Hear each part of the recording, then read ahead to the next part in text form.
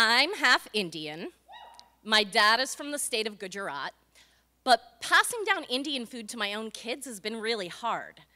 My dad didn't learn how to cook until he immigrated, and he only cooked a few times a month. And I hated it. I was more of a Pizza Hut and Ecto Cooler flavored High C type of gal. I also dealt with racism starting in middle school. That was when everyone realized that I was the same type of brown as Apu from The Simpsons. "Thank you, come again," was said every time I entered the room for years. It shamed me and made me reject everything Indian. I rediscovered Indian food in my 20s because I knew I wanted to pass down these recipes one day to my future kids.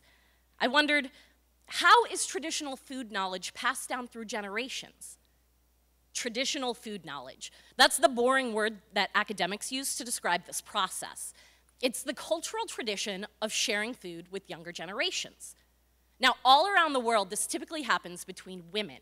And if it's not passed down and practiced by younger generations, it will disappear.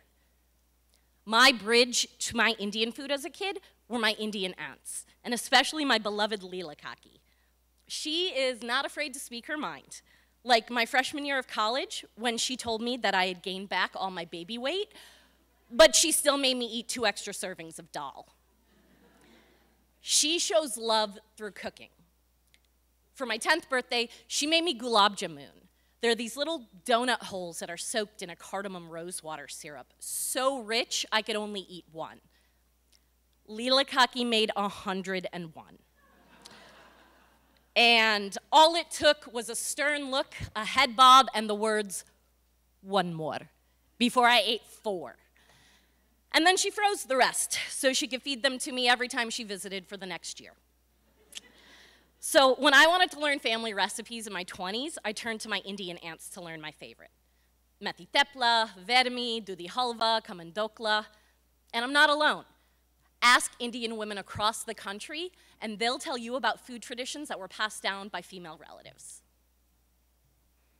Hi, my name is Urmila Ramakrishna, and I am based in the San Francisco Bay Area, and I am a food writer and producer. Hi, my name is Chitra Agarwal. I live in Brooklyn, New York. I'm the founder of Brooklyn Deli and the author of Vibrant India. My name is Rudri Bhat Patel. I'm a former lawyer turned writer and editor based in Phoenix, Arizona. Hi everyone, I'm Vijita.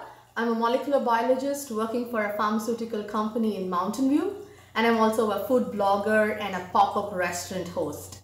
The recipe that I learned how to make from a family member is my grandmother's lime pickle from South India, which I learned how to make from my Auntie Karen. A recipe that was passed down to me is an Indian street food called pani puri. The woman who introduced me to this recipe and this dish is my mom. From my mom's side, I learned how to cook from my aunt. It is this Bengali style of egg curry. About a woman who has a great influence in the way I cook, and that is my grandmother. The first food I learned from her is tenga pal saru. And it's not just family recipes that are in jeopardy, but also family history. Every time I cook with Leela Kaki, she reveals little bits of herself to me. As a kid in South Africa in Gujarat, she dreamed of getting a job. But after her arranged marriage to my uncle, she had to stay home and cook. After immigrating, she would smuggle seeds from India to grow here. These esoteric herbs and vegetables that transported her back to her family's Gujarati home. Every time I eat her patra, these hearty stuffed taro leaves, I get to see a little slice of her India. Just like me, Chitra and Urmila's traditional foods unlock their own family histories. My Auntie Karen is actually not Indian. She's married to my mother's oldest brother, Vasu.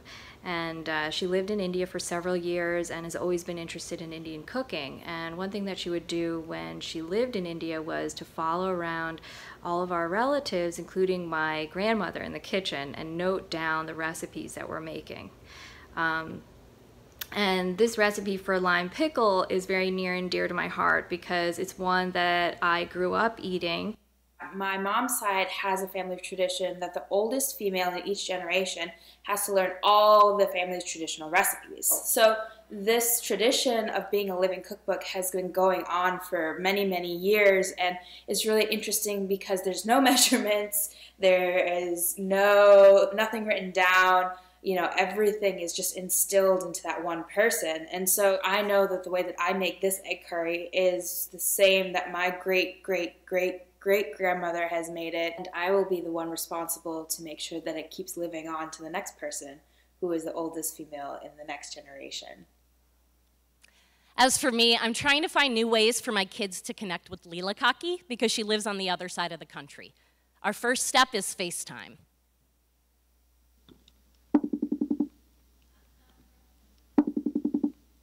Hi. Hi, Kaki. Can you turn your phone sideways?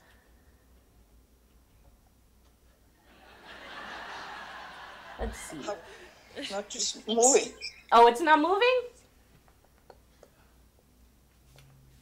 I turned the other way, but it came out moving. There we go. There you are. Hi. Hi. Did you eat? Did you eat Ready have yet? your supper? Have you eaten yet? No. No. What are you supposed to say to Kaki? Kamche. Hi. Hi, how are you? So we wanted to talk a little bit about Indian food with you. And I know Ella had a question she wanted to ask you. What's your favorite Indian sweet? Indian sweet, I like rasmalai and rasmalai. I like the milk recipe, you know, everything with the milk. What's your favorite? Mohanthal? Mohanthal? Yeah. Yeah. 2 minutes ago it was Gulab Jamun, but now that you're here it's Mohanthal. Gulab Jamun is good too. It is, I know. I like it too. And then my favorite is Dudi Halva. And Leela Kaki makes the best Dudi Halva. Dudi Halva, Dudi is... What's one food someone in your family has passed down to you? What family stories did you hear while sharing food with them?